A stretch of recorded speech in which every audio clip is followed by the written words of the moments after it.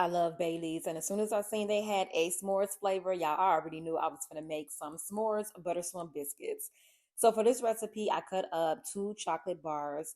For our dry ingredients, I'm adding 2.5 cups of flour, a fourth cup of sugar, a tablespoon of baking powder, and a teaspoon of salt, only if you're using unsalted butter. For our wet ingredients, that's a cup of buttermilk and a cup of Bailey's s'mores.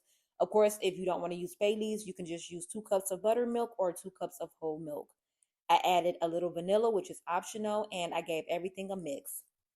Then I added some mini marshmallows and some chocolate. After I got everything mixed in, I added my dough to a 9 by 9 baking pan. I had a stick of butter that was already melted. And then I evened everything out, cut them into 9 squares, and I baked this at 400 for 30 minutes.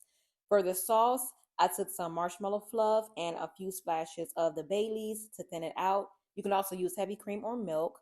Just make sure that the temp is on low because you don't want this to burn.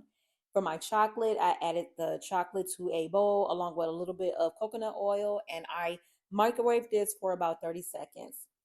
Once my biscuits had cooled, I drizzled on the chocolate first and then the marshmallow cream. And then, of course, you can't forget the graham crackers.